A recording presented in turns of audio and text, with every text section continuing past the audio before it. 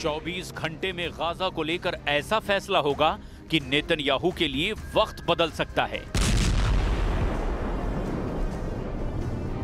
Gaza के हालात बदल सकते हैं या और ज्यादा बदतर हो सकते हैं। अमेरिका और इजराइल को लेकर अरब वर्ल्ड के ख्यालात बदल सकते हैं, जो पश्चिम एशिया का पूरा मिजाज बदल सकते हैं। क्योंकि ट्रंप और नेतन्याहू की मीटिंग का असर अब पूरी दुनिया पर पड़ सकता है।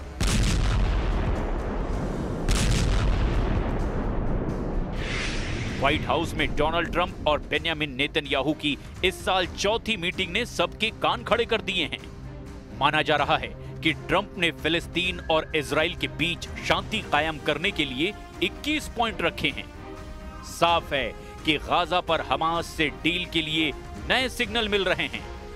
क्या ट्रंप नेतन्याहू को 21 पॉइंट वाले एजेंडे पर राजी कर पाएंगे?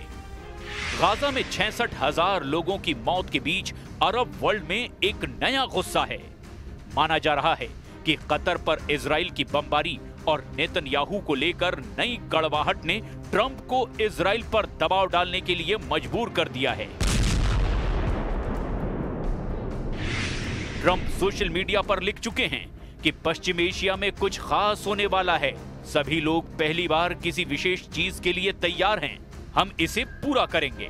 डोनाल्ड ट्रंप कह चुके हैं कि उनके पास गाजा को लेकर एक डील है और ऐसा समझौता होगा जिससे बंधकों को वापस लाया जा सकेगा, युद्ध खत्म होगा और पश्चिम एशिया में शांति कायम होगी।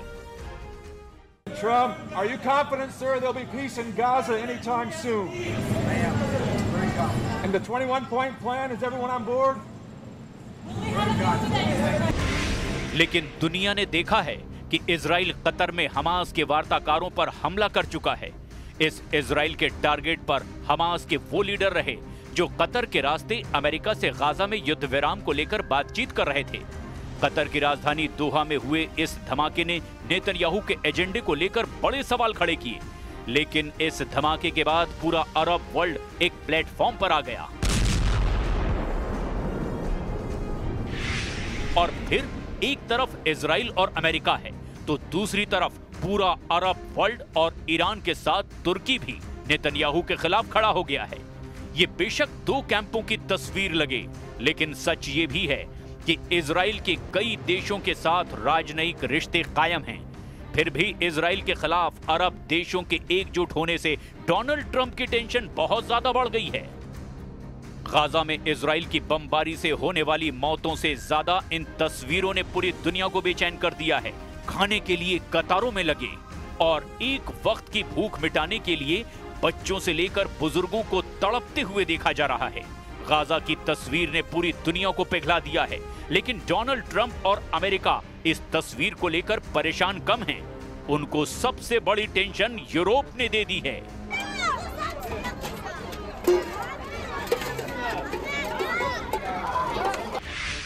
हाल के दिनों में ब्रिटेन, पुर्तगाल, फ्रांस के अलावा ऑस्ट्रेलिया और कनाडा ने भी फिलिस्तीन देश को मान्यता दी है।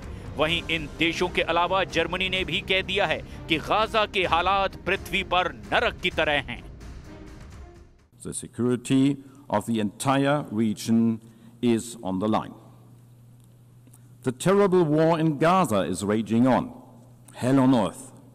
A humanitarian nightmare as we speak. This war must end. The hostages must be released. Europe के बड़े बड़े देशों का फिलिस्तीन के साथ आना नेतन्याहू का तनाव नए लेवल पर ले गया। यही वजह है कि उनकी और ट्रंप की मुलाकात पर पूरी दुनिया की नजर है।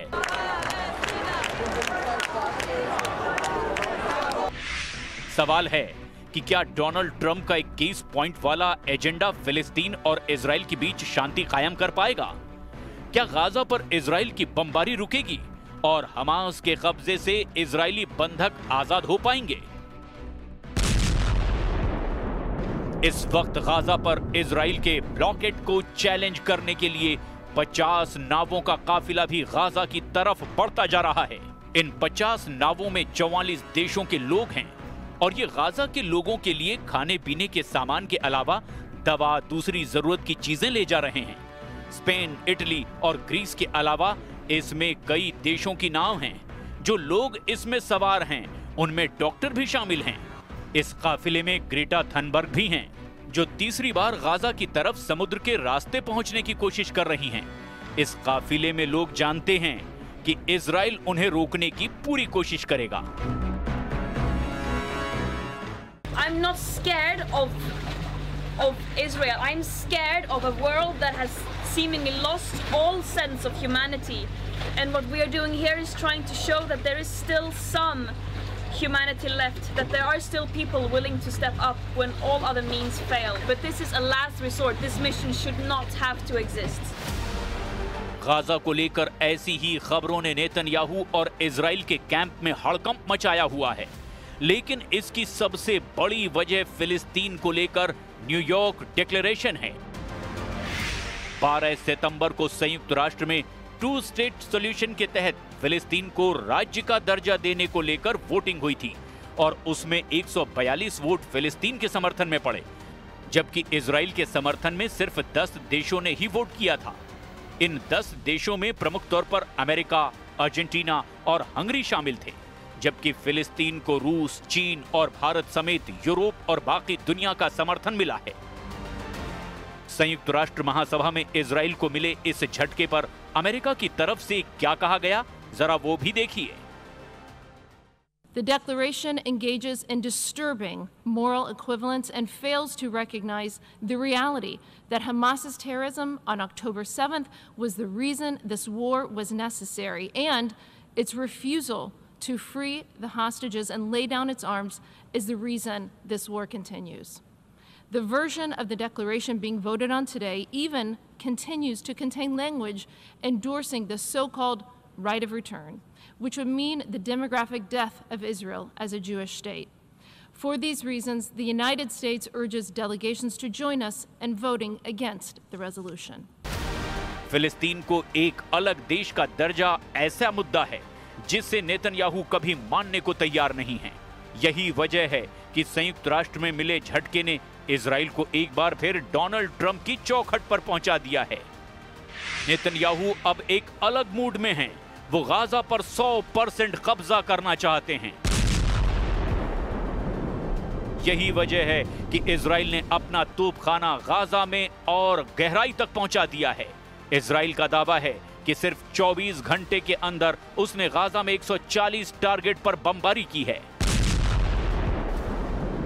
सिर्फ रविवार के ही दिन गाजा में 79 लोगों की मौत हुई, जबकि इजराइल की बमबारी में करीब 400 लोग घायल हुए हैं। उत्तरी गाजा की तरफ हालात और खराब होते जा रहे हैं। कोई इमारत ऐसी नहीं बची जो खंडहर में तब्दील ना हुई हो। जब इजराइल का बम गिरता है तो इमारतें ऐसे ढह जाती हैं। Israel made in America bunker buster bomb गिराता है तो उसके नतीजे में या तो मलबा बचता है या तो उसके नीचे दबी लाशें। فيش كلمة توصف الوضع المأساوي والمجازر اللي عم بتصير بالناس بالقطاع غزة خصوصاً بالشمال। गाजा में अब तक 66,000 से ज्यादा लोगों की मौत हो चुकी है। घायल होने वालों की तादाद 1,70,000 से ज्यादा है। ये ऐसे आंकड़े हैं जो 2 साल से जारी बमबारी के बाद सिर्फ रोजाना अपडेट होने वाला रिकॉर्ड बन चुका है। उत्तर से दक्षिण गाजा की तरफ हजारों लोग जान बचाने के लिए भाग रहे हैं कि किसी तरह इजराइल के उन बमों से जान बचा ली जाए जिनकी सप्लाई अमेरिका की तरफ से की जा रही है।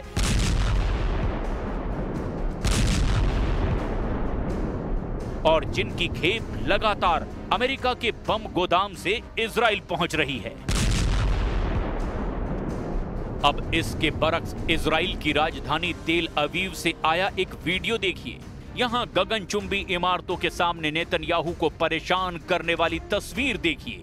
ये तेल अवीव का समुद्री किनारा है और यहां रेत पर नेतन्याहू और ट्रंप की तस्वीर बनाई गई है। नेतन्याहू की लंबी नाक बनाकर बताया गया है कि वो लगातार झूठ बोल रहे हैं और साथ में अंग्रेजी में लिखा गया है, डोंट बी फूल्ड अगेन।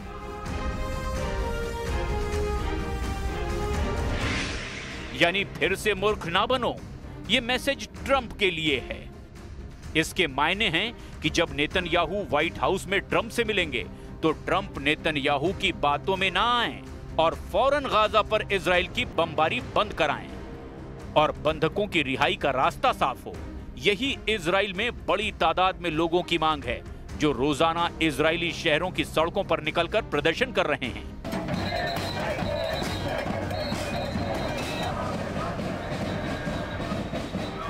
इसमें कोई शक नहीं कि ट्रंप जानते हैं कि नेतन्याहू अपने घर में बहुत ज्यादा दबाव में हैं। फिलिस्तीन को लेकर पूरा यूरोप प्रदर्शन कर रहा है। अमेरिका के शहरों में भी लोग इजराइल के खिलाफ सड़कों पर उतर रहे हैं। न्यूयॉर्क में इस प्रदर्शन की तस्वीर से जाहिर है कि अब अमेरिका के लोगों के टारगेट पर सिर्फ नेतन्याहू ही नहीं बल्कि डोनाल्ड ट्रंप भी हैं। वो इसीलिए क्योंकि अमेरिका इजराइल के युद्ध का बड़ा समर्थक है और अब भी हजारों टन बम इजराइल भेजे जा रहे हैं। लेकिन यूरोप के समर्थन के बाद अब पूरी दुनिया में जिस तरह से फिलिस्तीन का डंका बज रहा है, इजराइल के युद्ध ने ट्रंप के सामने हालात बहुत ही नाजुक बना दिए हैं।